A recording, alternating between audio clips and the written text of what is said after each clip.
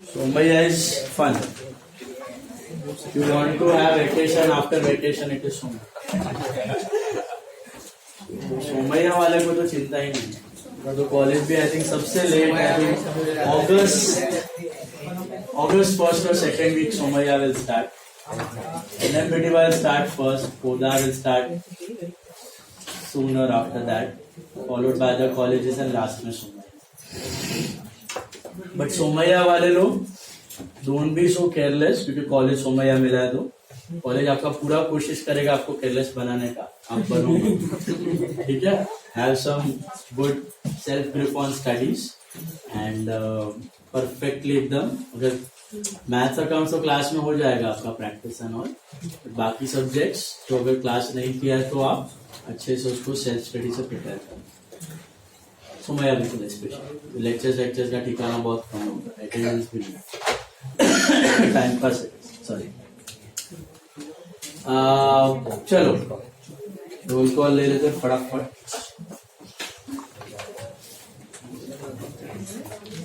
Revise किया सब कुछ. अमया पुजारा, आची भानुशाली, देवम बोरा, धर्मिल Shah, धर्मित Gosalia, दरबगाला,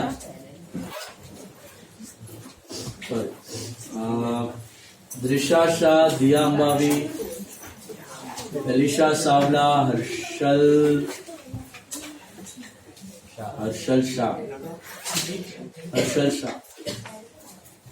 हीरगढ़ा is absent, right?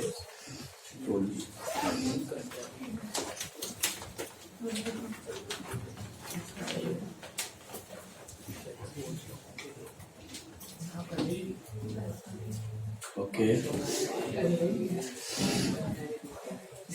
Hitanshu Doshi, Jainesh Shah, Vinay Shah, Jiya Mehta, Kavya Dave, Khayali Shah, Manoj, sorry Manya Pahuja, Neel Dalal,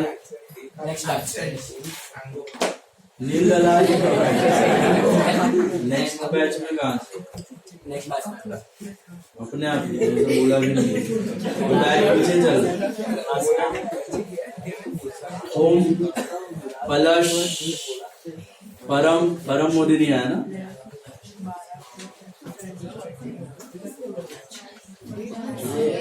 Please be quiet.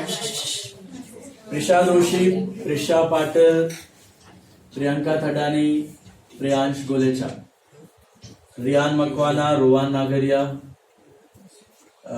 Saanvi Mehta, सिद्धि वोरा, सोहम मेहता, स्तुति ठक्कर, ज्यादा ही खांसी, स्तुति ठक्कर, याना शाह, विशा पिपलानी, वंश डेढ़िया, वंश संघवी, वायुन राठौर, विश्वास सेठ, वृष्टि कामदार, विश्वावदा, वादत,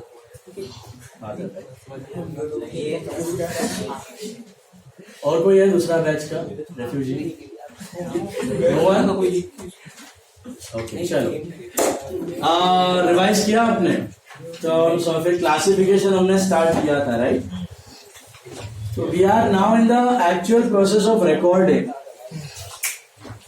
तो रिकॉर्डिंग करने के लिए बुक कीपिंग में आपको मेनली तीन स्टेप्स फॉलो करने. How many steps? 3 steps. What are the 3 steps? Step number 1, you need to know the accounts. What are accounts? So you know that all the assets, liabilities, expenses and incomes. So you know the accounts. Step 2 में आपको पता होना चाहिए उसका grouping क्या है, उसका classification क्या है. तो वो हमने शुरू किया हुआ है क्लासिफिकेशन अभी, right? So we are classifying the accounts as per both the systems, traditional as well as modern. घुस जाओ और चिपक जाओ, क्या प्रॉब्लम? आराम से बैठो.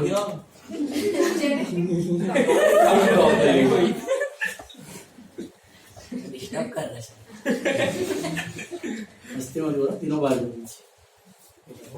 आराम से बैठो, प्रॉब्लम. चलो, Now,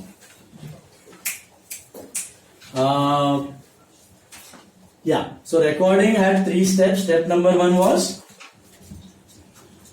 knowing the accounts. You know what are the accounts now. Step 2 is grouping the accounts, classifying them either by traditional method or modern. So we started with classification, traditional and modern. Traditional में how do you group?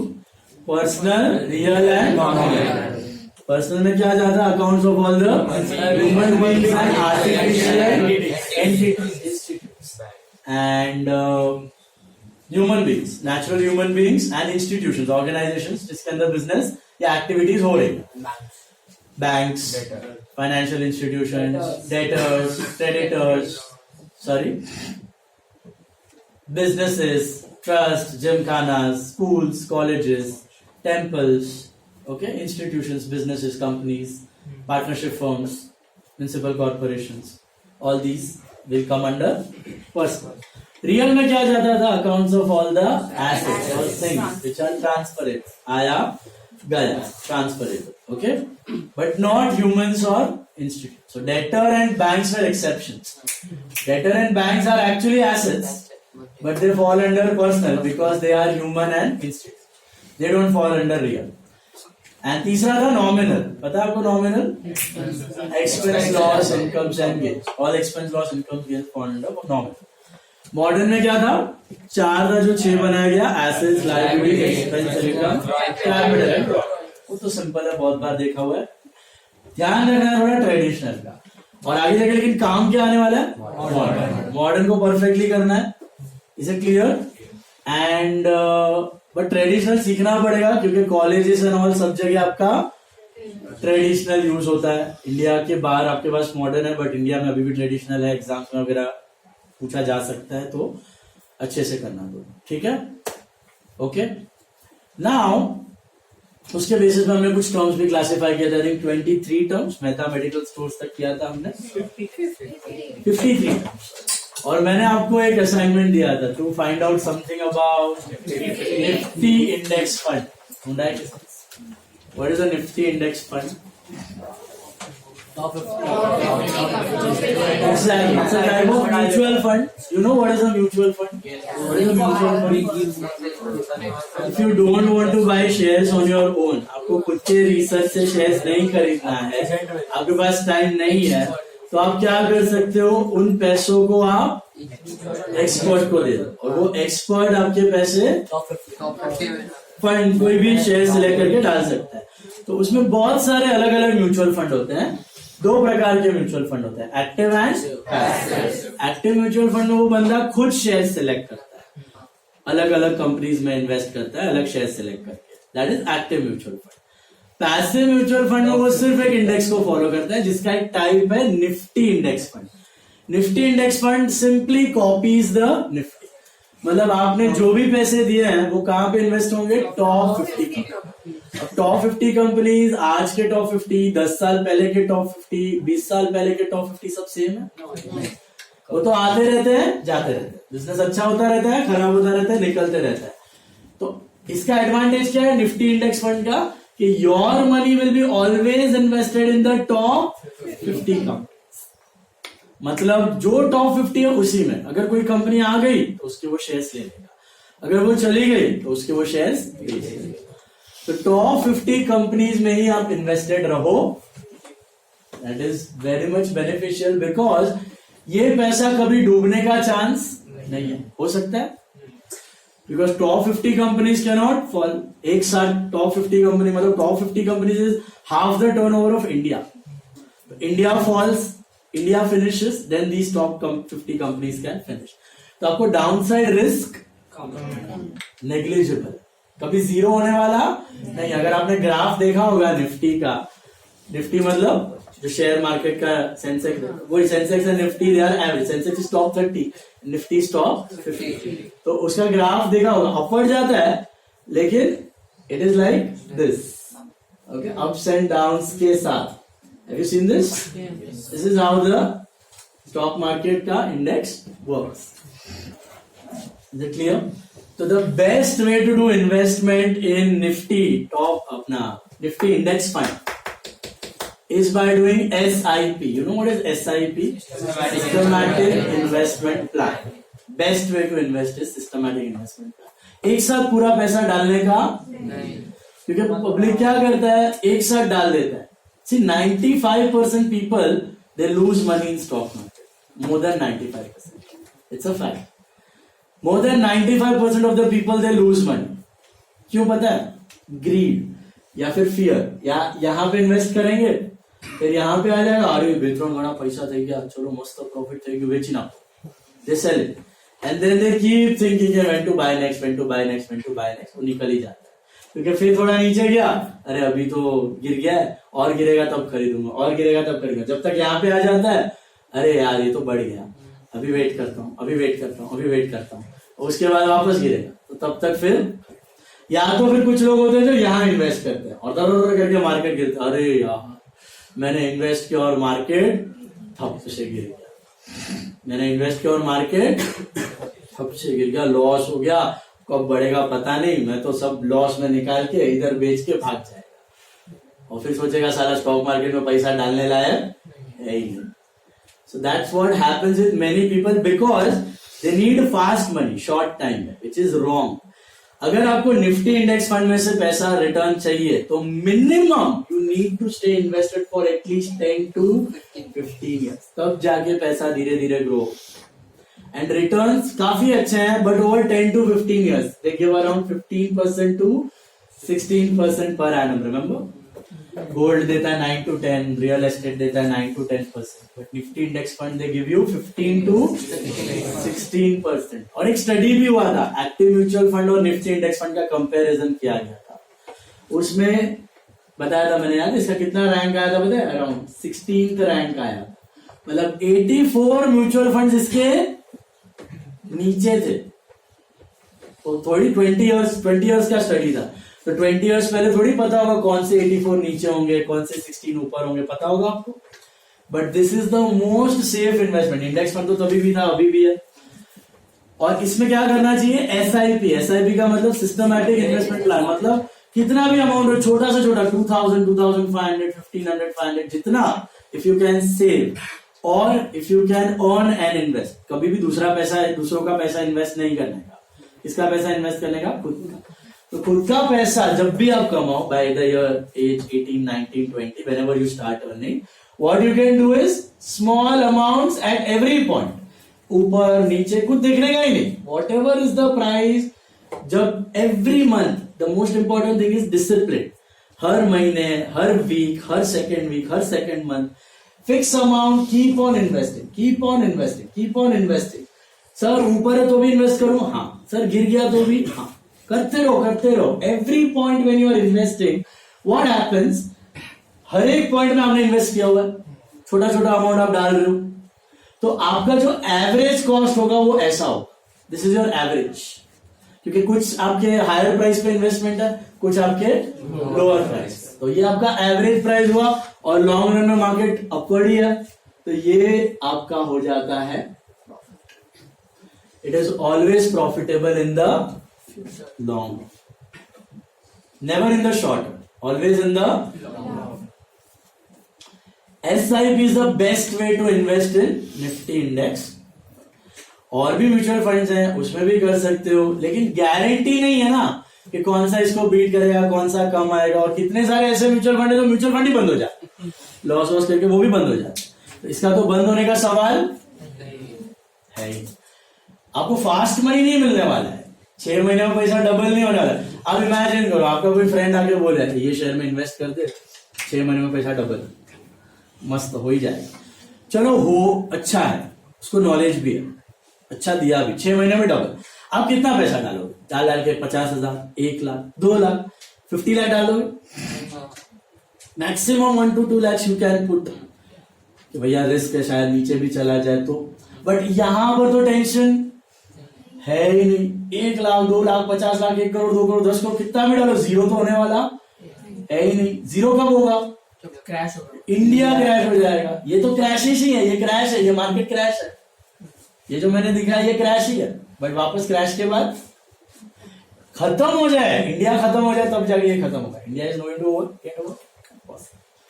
और ये यहाँ का trend तो India का 40 साल से चल ही रहा है.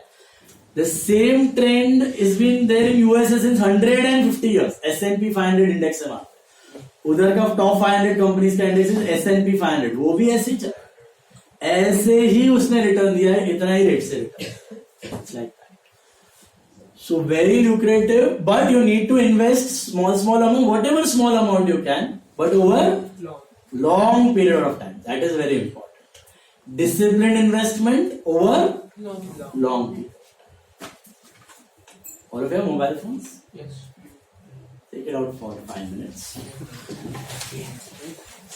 उसमें सर्च करो सब लोग SIP कैलकुलेटर.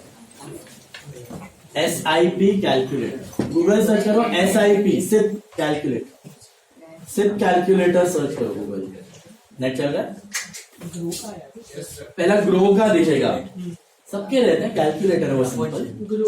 ग्रो का क्लिक करो. नहीं ग्रो का SIP calculator you will find. Open that. The first link you will find. Did you get that?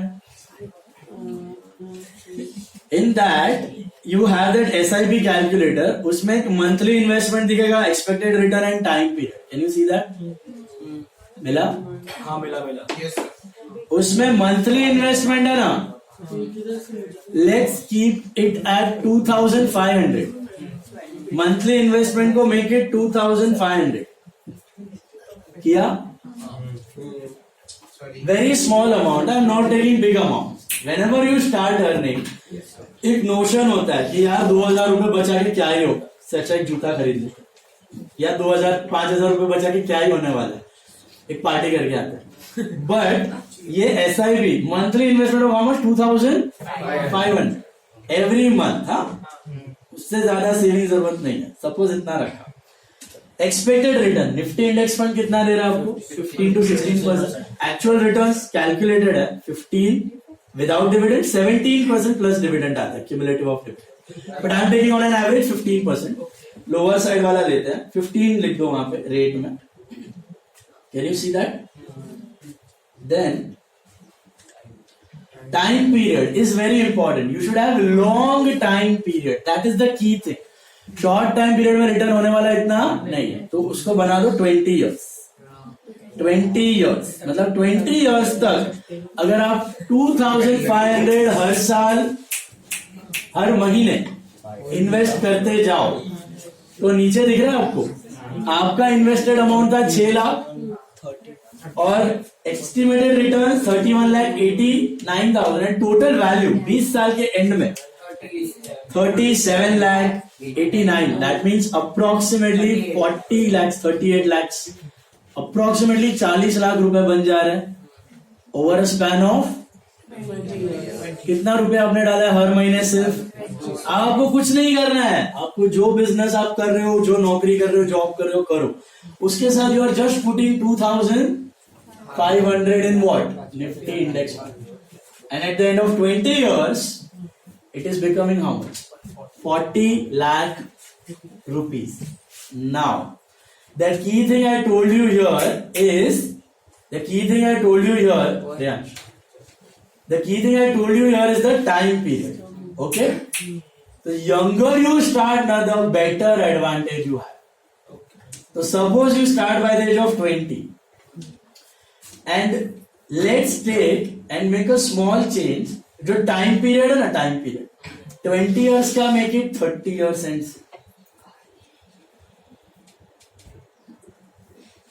what is the sum? 1,75,24,000. The compounding works miracles when you invest for long periods of time. 1,75,00,000 at the end of 30 years. What are you simply doing? You are just simply investing 2,500 every month, disciplined way se, and you are keeping it aside. You are not using it. This is the value you will get at the end of 30 years. And suppose you make the time period 40 years.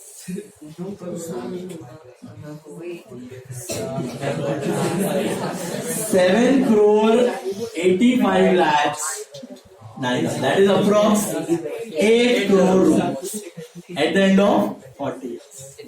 With a meager sum of 2,500 rupees per, उतना निकाल सकते हो आप जब काम कर रहे होगे तो.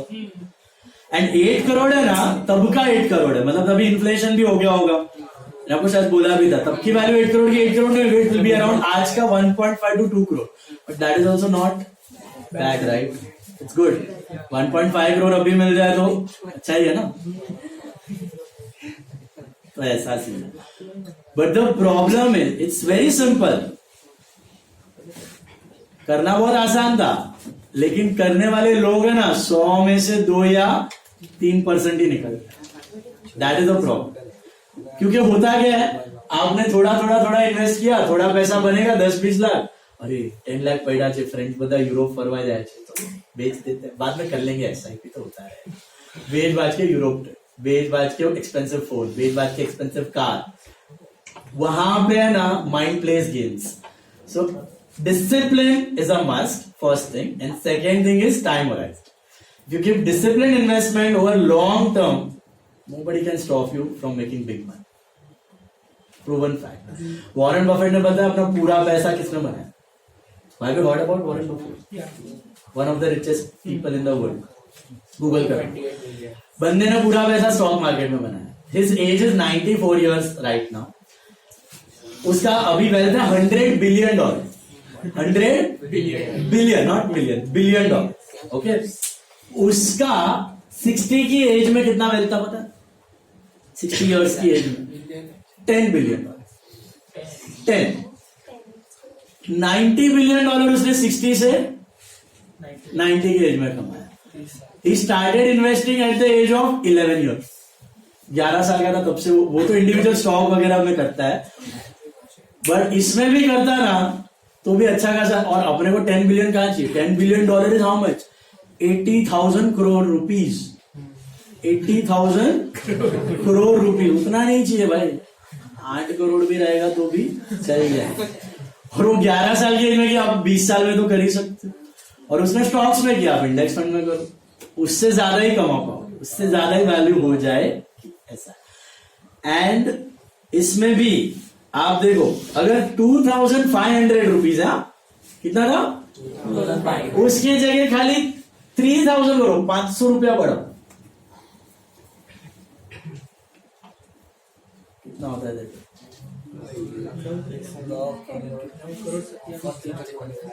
सिर्फ 3,000 करो, 9 करोड़ 42 लाख. कितना था पहले? 7 करोड़ 8 करोड़ था, सीधा 1.5 करोड़ बढ़ गया. Just for meagre change of how much? 500 rupees additional savings. Are you understand?